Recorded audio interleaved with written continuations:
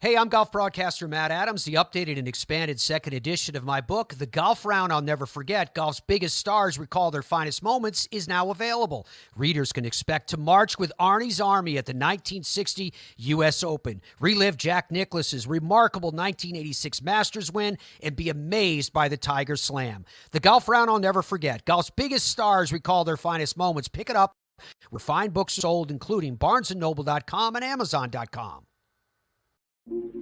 This day in sports history. It's March 18th, and as we get ready for the first 4 games tomorrow, let's go back to this day in 1990 and the highest scoring game in NCAA basketball tournament history. It was a second-round matchup between the 11 seed Loyola Marymount and the number 3 seed Michigan. And of course, this is just 2 weeks after LMU's Hank Gathers had collapsed on the court during the West Coast Conference tournament and died in the hospital a few hours later. The Wolverines were the defending national champions. In the 1990 season, Michigan had been in the top 25 all year, peaking at number 3 before entering the tournament as the 13th best team in the country, according to the AP poll. They had 5 future NBA players on the roster, including 3 first-rounders in the draft that was still a few months away. On the other bench, the Lions were obviously missing Gathers, who had led the nation in scoring and rebounding in 1989. But if you remember from the March 4th edition, Bo Kimball had been the leading scorer for Paul Westhead's run-and-gun high-octane style, and in fact was the leading scorer in the country. But one guy that I did not mention on the 4th, who played a huge role in this game, was Jeff Fryer. During the regular season, Fryer had been the 3rd leading scorer on the team behind Kimball and Gathers, hitting an average of about 4 3-pointers a game. Well, Fryer had that by the 8:38 mark in the first half. The teams averaged a shot every 6 seconds in the first half, and they combined to score 123 points in the opening 20 minutes, with Loyola Marymount leading 65-58 at the break. But if the first half was a track meet, well, the second half was a Formula One race. The pace quickened and the points poured in.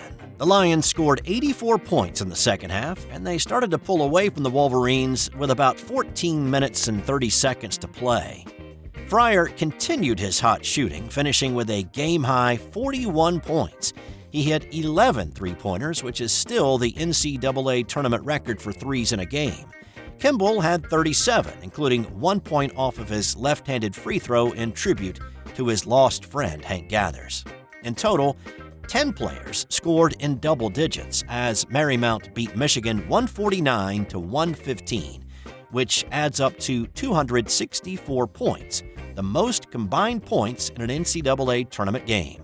The mark eclipsed the total from the Lions game against Wyoming 2 years prior in the tournament. In fact, Loyola Marymount has been in the top 5 scoring NCAA tournament games. The Lions would make it to the Elite 8 before being eliminated by the eventual national champion UNLV Rebels. Also on this day, in 1985, Willie Mays and Mickey Mantle were reinstated by new baseball commissioner Peter Ueberroth. Mays and Mantle had been permanently banned from baseball by the previous commissioner, Bowie Kuhn, for their associations with casinos after they retired as players. Mays was working as a hitting coach with the New York Mets at the time when Kuhn found out Mays was also working at Bally's Park Place Hotel and Casino in Atlantic City. Kuhn forced him to resign from his Mets job, and then he banned him for life. A few years later, Mantle needed money and took a job as a greeter at the Claridge Casino in Atlantic City. He felt like the Mays ban was a bit of a joke. Kuhn was not laughing, though, and he banned the Mick, too. Kuhn was big on protecting the integrity of the game, and no player or coach, present or past apparently, should have any affiliations with casinos. Upon his reinstatement on this day, Mantle said, "I tried to act like it didn't bother me, but it did. You don't want to be kicked out of your favorite bar, and you don't want to be banned from baseball." Kuhn wasn't big on Ueberroth's decision, and it wasn't like the new commish was lenient on gambling or associations with casinos, but he just felt the two meant too much to the game to keep them permanently sidelined. Mantle never returned to any job with a major league club. Mays, however, did sign on as the special assistant to the president in San Francisco. And in 1983, NC State survived a first-round double overtime scare against Pepperdine to advance in the NCAA tournament. Whew, that magical journey that they ended up going on almost derailed on this day before he even got started. Of course, Jim Valvano would march to the national title a few weeks later with his Wolfpack. And today's non-sports, did you know? If you happen to be driving in France anytime soon, here's a reminder that you are legally required to carry a portable breathalyzer in your car at all times, even for tourists in a rental car. That's all for today. More tomorrow on This Day in Sports History. This has been an original Thrive Suite production. Hey there, sports history fan. This is Arnie Chapman, a.k.a. the Football History Dude, and I hope that you enjoyed this recent episode presented by the Sports History Network and were able to learn some good old-fashioned sports history knowledge nuggets.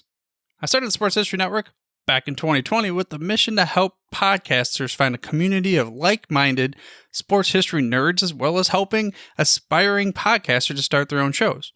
We have a little bit over 30 shows on the network right now covering all sorts of sports history, but as far as I'm concerned, we're just at the toothpick in the ocean moment, that can't even figure it out because there's so much more coming. We wanted to create the ultimate headquarters for sports yesteryear, starting with Podcast Network and our website, but we're going to continue to move into other mediums as well. And here's the cool part, because we want you to be part of our team.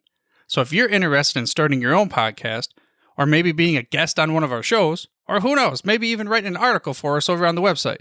Seriously, all you gotta do is reach out to us on the contact page over at sportshistorynetwork.com. You can be as technologically savvy as a Neanderthal tapping on a stone trying to figure out this whole hieroglyphics thing back in the day. Again, it doesn't matter, because even if you don't understand the whole podcast space, we have a production team that can pretty much help you out with doing everything. All you gotta do, head over to sportshistorynetwork.com, head to the contact page, fill it out. That message goes right to me, and I'll reach out to you as soon as I can. But for now, dude, I'm through if you're through.